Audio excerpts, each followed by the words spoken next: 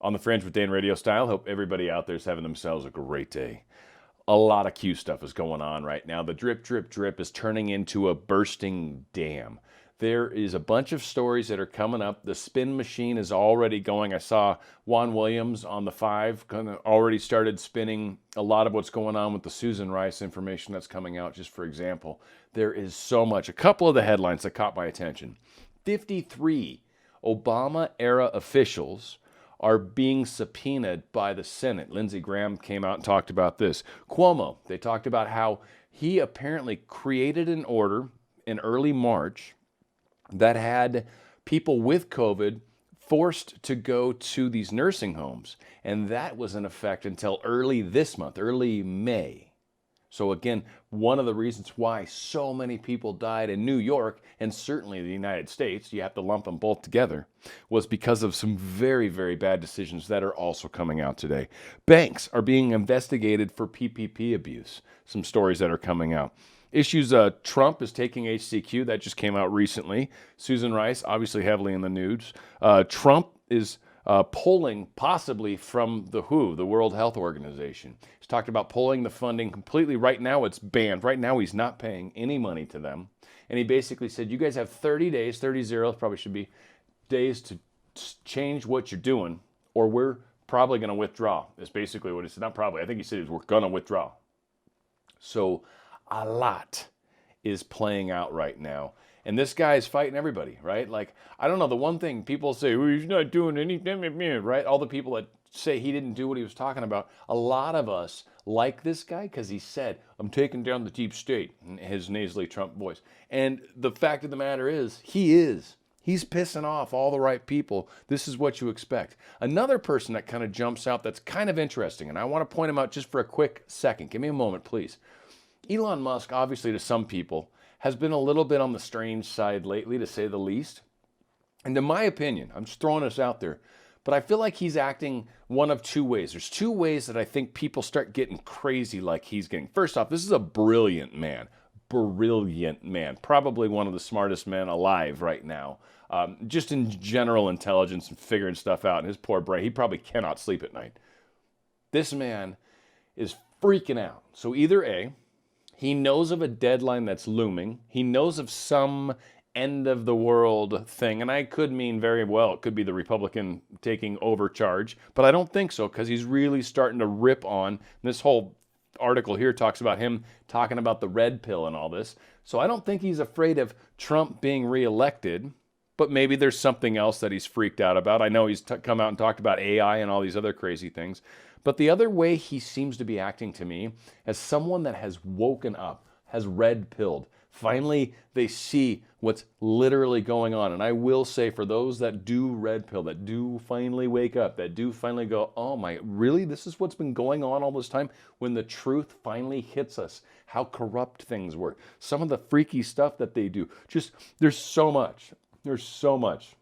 And people say, well, how could they get away with all this stuff? Money, greed, a little leverage, you get somebody in a precarious situation and catch them on camera, now all of a sudden you own them. You put their family at risk. There's a lot of very easy ways to keep people in the game. And you don't get membership unless you play the cards right and unless you break some serious laws to do it.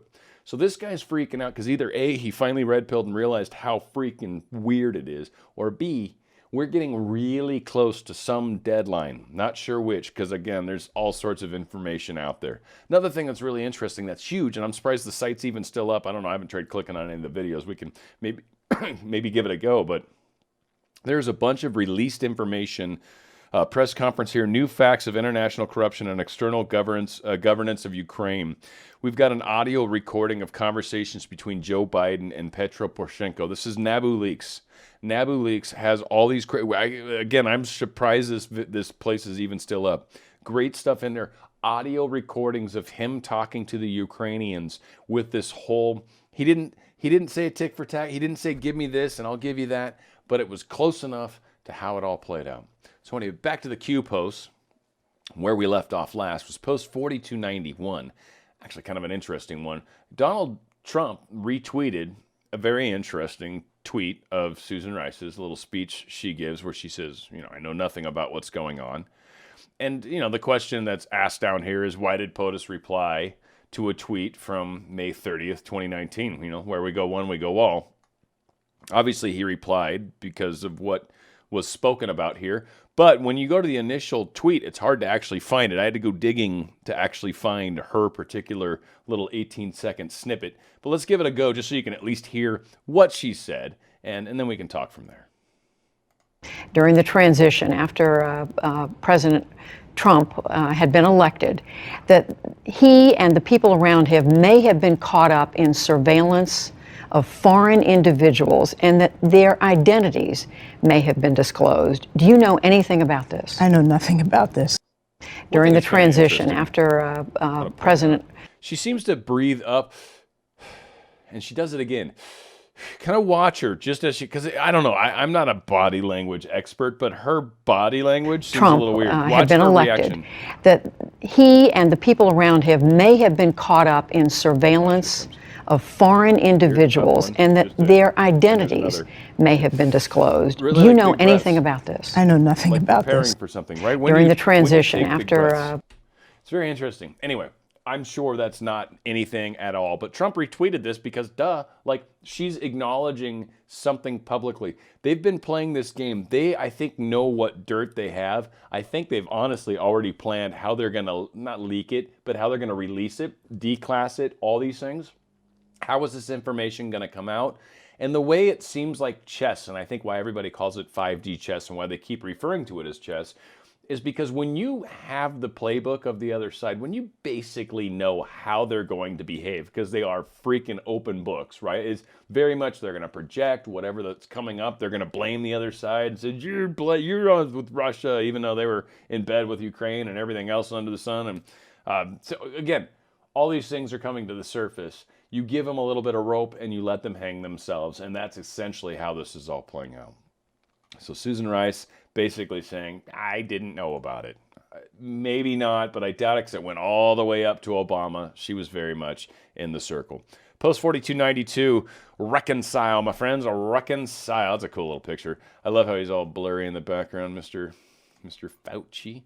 Why was Dr. Fauci, a health expert, I like how I did that, just a few months ago telling us masks were harmful and unessential to those of us who weren't infected? Now, this is true, and he really is telling us this stuff, and why do they keep changing their tune? I guess that's the big question that everybody's asking. Why are you changing your tune?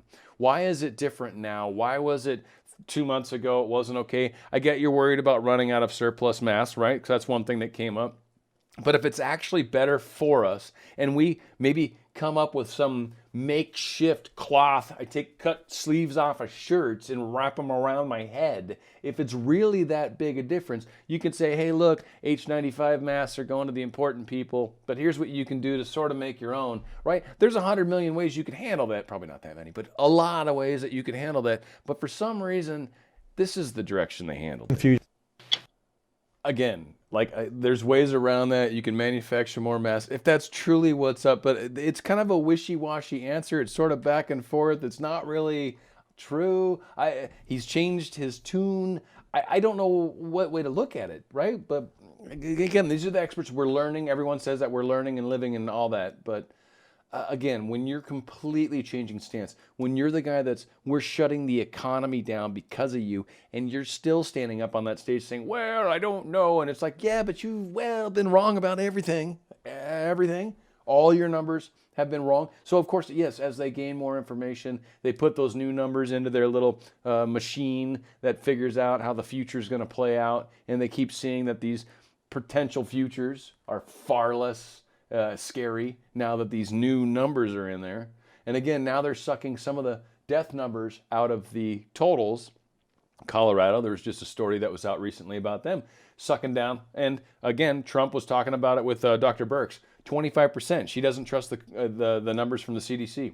25% reduction-ish. She's thinking she had two different groups of people that she wanted to remove. People that didn't have COVID virus, that died but didn't die from COVID virus. And then I forget the second one. So again, there's a lot of concern around the numbers we're being fed. And again, that Cuomo story talking about how potentially some very bad decisions by governors, which is funny, might have very well have put lives at risk, especially from the state where almost, half or 40% or whatever of the deaths are for the COVID. I haven't honestly looked, by the way. Post 4293, we've got USA News here going on. Meanwhile, Democrats on the Homeland Security Committee have decried, it's up to you, investigation and the subpoena, arguing that they should be focusing on coronavirus-related issues during the ongoing pandemic and prioritize it over politics. Wait, what? The Democrats are saying that we should do something over politics? Oh, that must mean that you guys look sucky right now. You have a little bit of political egg all over your face. You've eaten a little bit of political crow, so to speak. So in a letter sent to Johnson on Tuesday, Senator Kamala Harris from California, once again, California, my state, all the bad people are here. I just want you to know, please help us. Please, all of you. Cute people, please help us. Yes, Senator Kamala Harris of California renewed her calls for another COVID-19 hearing, noticing that the committee hasn't held one since early March. Like, where are the committee hearings, man? I miss those days. I miss the days when we could sit around the campfire and talk about how horrible things are. Is it the DNC media echo chamber push? Are they trying to get this message going again? Getting people freaked out, getting people worried? It's got to drum it back up. They're not scared, people. They're not scared enough. We need to get them more scared.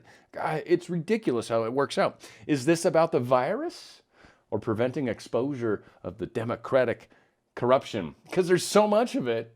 Like, we keep falling. We just fall down and there's like a pile of corruption. We're like, good God. I thank God I got my tetanus shots recently because there is muck everywhere. Or schmutz, as he said. Is this about the virus or locking the Republican-controlled Senate from investigating?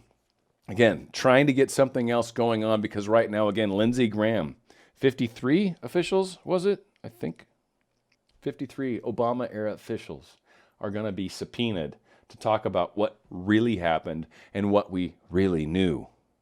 So is this a FISA, Biden, other corruption thing? Or is this about the virus? Is this about the election? I think a lot of us know that answer. For those of us that are early to this game, just kind of coming on board, guess what? There's some bad news. Spoiler alert. There's been a bit of a coup to try to take over this government from the people that actually care about freedoms and care about not being told what I can and can't do in my own personal space. I get I can't yell fire in a movie theater, but there's a lot of things I should be able to do that a lot of people are not very fond of, and that's not cool. So thank you, Post 4293. We've got a cool little article that he shares with us, and I think this is their point. The Senator Committee authorizes subpoena in GOP's Hunter Biden Burisma investigation. Yes, these people are going to be called in. I think there were some Ukraine people, too, that they were going to subpoena in. This is such a great one. This picture, I used her on a thumbnail. You know exactly who that is. Most of you probably do. Anyway, that's a great cartoon if you can actually tell who the real person is. But what I love is Senator Kamala Harris, who's a rather attractive lady. Don't get me wrong. I just don't like what comes out of her mouth. That's not attractive.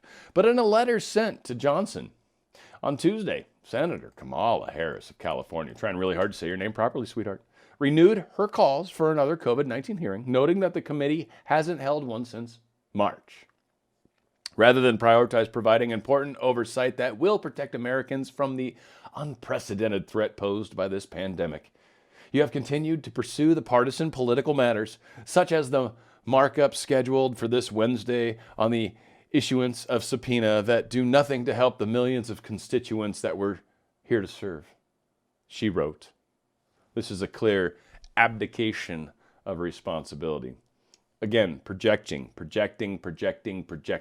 Someone that's also trying to remain relevant in her own way, probably a little upset that Susan Rice got picked to be the VP for somebody that's never actually going to run for office ever.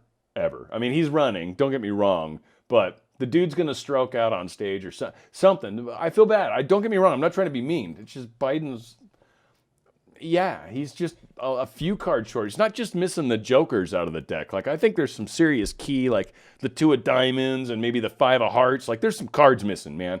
You cannot play with that deck called Biden. It's toast. 4294, just saying. Pandemic. I'm glad he's pointing this out again because I think this got missed on a lot of people. I think this is a really cool play on words and very ironic if you think about it. But if you switch letters around, take that little dem part in the middle, right? Take that dem part in the middle, move it to the front. I wish I had a graphic to show you. It becomes dem panic. Fear. Vote by mail. And obey. Oh, whatever you do, do as we say. We're the experts. We know better. We're here to help. Right? I used to do voiceover. I know how to say those stupid things. Sentados, por favor. Remain seated, please. This one's serious. It's like the, that's right, Matterhorn, right there, I'm telling you. Stay inside or face death or arrest. Tactics will push end. Plus 1 day from the election. This whole thing, and this I think is interesting because once Donald Trump wins election, I'm being positive, I don't know, maybe he won't. Who knows? Who knows? We got to vote. Who knows? And it's a legit vote, and everybody gets their chance to speak it, and as long as it's not mail-in and all that. But assuming he wins, which I think he will, Donald Trump, I think, is going to just, the hammer comes down, I think, like day after, because there's no re-election concerns. There's no changes. Now it's all about it. I think he's still draining the swamp. He's still pulling out some key blocks. He's making some switches, right? Some things are actually happening. So that's how he's playing the game. Oddly, though, a lot of these things that are coming out during the pandemic, right? This release of convicts from prison. Evil releases evil. I think that's cute how they say that. But releasing convicts from prison, right? Into society. Like, first off, right? Convicts. Now, not all of them are bad. I want to say that. That's not all of them are bad. Some of these are not bad. But unfortunately, there's some really bad ones that are in there. And the question's why, right? Releasing your prisoners into the population when things get bad. I saw the Stand. I don't know if you've seen that Stephen King movie. Great movie from forever ago. But that basically happened. Didn't work out well. If I remember correctly, that's where the devil was. He wasn't. He got people. Anyway. Do these people care about your well-being? Probably not. Not even a little. Do these people love America? I don't think so. Do anything to regain power. Anything. And in their minds, that's justified. It's wrong to do violence, but it's okay for me to do violence if it brings about my cause. That's their thinking. That's how they think. And that's not okay. Violence is never okay. It's never, ever, ever okay. Never. Unless defending your life, right? I guess that's always the asterisk on that. 4295, people fell asleep long ago. People gave up control.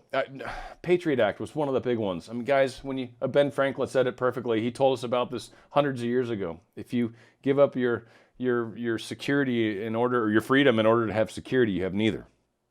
People have been compartmentalized. We've been divided.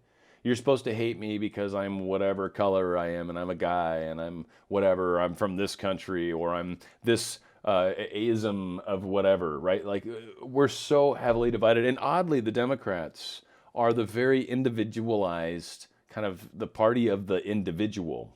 And unfortunately, they leave out some rather large parts of their population that they just like, yeah, you're not one of our special people, so you don't get to be represented. And that's not cool, right? So again, they're very divided. I think the Republicans tend to generally be a little more welcoming and, hey, come on in, we love you. But divided, we're weak, man. We have to stay together. And that means, by the way, folks, for us that are awakened, us that are maybe on the right side, the right, us that are whatever in the middle and learning and shifting and awakening and red pilling, we need to learn to still love the people that are part of this country that are maybe a little lost right now. We have to remember that. Divided, they are going to beat us. We have to stay strong. Even if they hate our guts, we need to be able to love them in despite of that. Divided, we are taught to fight each other, and we have to stop doing that. Race versus race, religion, class, gender. Unity is what gives us strength. United is what made the United States amazing. Unity is what gives people power. Unity, the power of the states, the collective. These 50 states are powerful. Why? Because there's people contained within each of these states and within that individual cities and counties. It's a beautiful thing. Unity creates peace. Unity is humanity. The world is what we make of it. This is probably one of the best slides, whatever, from Q ever. This is beautiful. We need to remember this. We need to remember to love one another. And we need to be able to see and discern some of the crazy that's happening right in front of us. Some of us can't see some of the ironies of the way things are or were. So this was May 6th, obviously no masks, and then all of a sudden it became published, I think through Q and a lot of stuff like that, but they're not wearing masks. And then when the cameras are on, they're all wearing masks, right? This whole on-off thing. So all of a sudden, May 6th, no masks. Oddly, 2 days ago, or sorry, 2 days after, May 8th, now all of a sudden everyone's got masks. Oh, we got to be safe, got to put masks on because the cameras are watching. And then we've seen all sorts of camera footage where when they're done broadcasting the live event, all of a sudden everyone takes their masks off because they think the cameras are off or whatever the case is. It's a bunch of crap. These people know it. Everybody knows it. The rest of us are figuring it out a lot quicker than they wanted it to happen. Remember, pan-dem, brackets bold, ick. The panic that the Dems are wishing that they could portray and make happen and cause us to give up our rights and to stay inside and to, you say, oh, government, give me what you can. You are everything. Again, craziness. And unfortunately, I do know some people that make minimum wage that are loving this handout that's happening right now. They're making more money from the handout than they do working. So again, there's some imbalances, but things are changing. Things are happening. This has been an amazing week, and it's freaking only Wednesday, and it's Wednesday, like 2:44 p.m. Pacific. Like, there's still more time for crazy stuff to happen today, let alone 2 more days. A lot's going to be coming. If you like what I've got going on, please like the video for sure. Subscribe, bell icon for notifications. Keep watching me. I love it. I'm going to keep bringing more videos to you guys. I love you guys. It's on the Fringe with Dan RadioStyle.